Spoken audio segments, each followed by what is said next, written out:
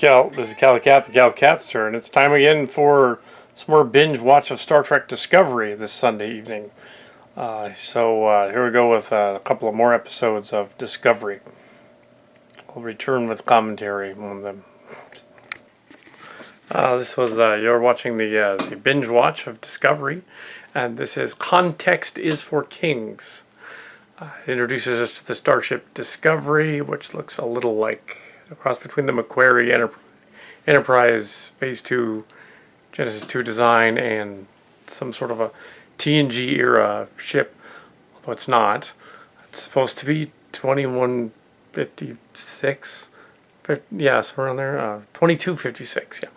And we met up with the crew of the ship that takes over as of after Fuller left. Basically, he did the pilot. Some of the characters and some of the ideas and stuff. There's Michael Burnham is on a prison shuttle. She gets taken up to Discovery after the shuttle is rescued. It gets attacked. The shuttle gets attacked by something out in space. It's kind of energy creatures. And then they go to the ship and we meet the crew. Saru is now the first officer. Lorca is the captain. He's got weird eyes. He's doing the whole kind of Geordie thing, I guess. Yeah. So there's elements of Chimera in here, interestingly enough. But Geordie LaForge is the Enterprise captain with the funny eyes. That's different. It's in the 24th century. Anyway, yeah, and so Lorca here is like Locarno. Sounds like, yeah, kind of. But Burnham is the Locarno character in this case. So Burnham is the war person, the traitor. So here we have and gets a redemptive arc, I guess. But in this case, yeah, the Tilly is the outgoing roommate on the shuttle ship thing. She's very spunky and reminiscent of Dax and other people. Wesley Crusher, kind of sort of a young Gates McFadden, I guess. I don't know. But yeah.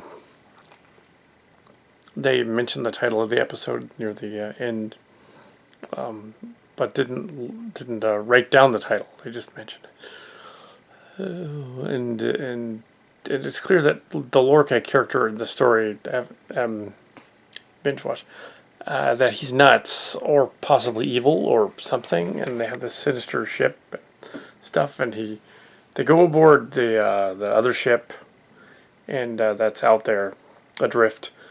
There's another Discovery class ship out there.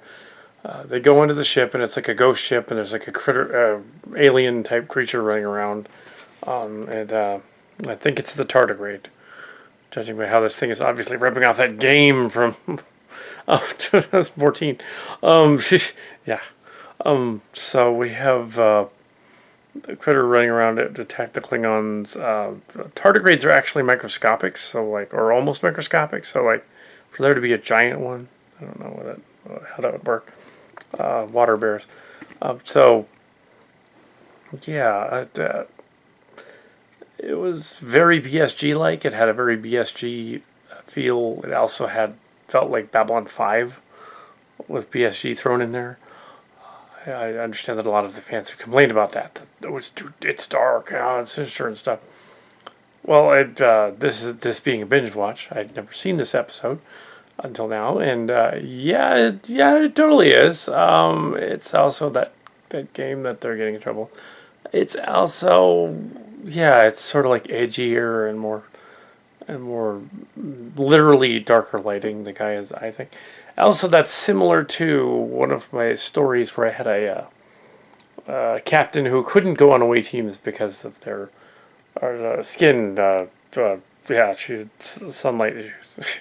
But yeah, that's different. Of course, they wouldn't know about that particular story.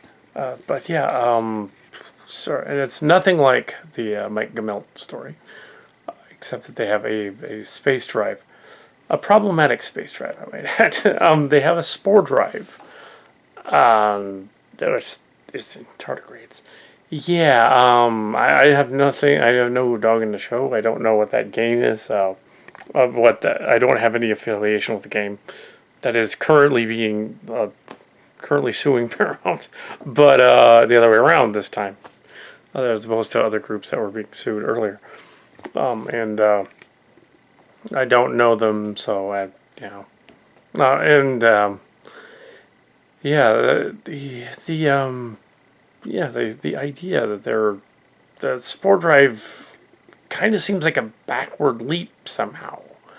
You're kind of like doing string theories with muscles and sinew of the universe or something, or this sort of string theory, but it's also backward. It's like you're taking the ship and powering it with plant matter. You're essentially making a fossil fuel vessel.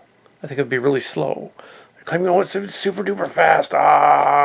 No, that's what carbon fuel is. But no, it's space spores, ooh, which has been around in science fiction. So it's not like it's a new thing that they came up with. That's a form of something. It's just not very fast. Very efficient. But no, in this version, it's fast apparently. Yeah.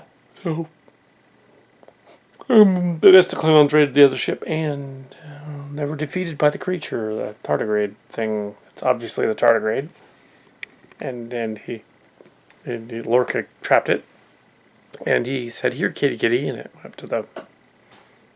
He's clearly crazy, or he's a Cillian, either that, and he's got a tribble, so he's probably a Cillian. And if he's Gabriel, he's basically a genie from Silly Track. Yeah, who is also Gabriel. So yeah, there's some Silly Track elements in here. Yeah, okay, fine. Yeah, this episode was better than the pilot. But it's still weird. It's not really Star Trek. It's sort of its own thing. I wonder if it would have been a better story if they just said, this isn't Star Trek. It's literally just some other show that looks a little like it. That isn't really. Or even a parody of it. Like a dark comedy sort of parody. It'd be kind of fun. Anyway, that's my thoughts on The Context is for Kings. Which is a quote from some famous story. I'm not going to look it up.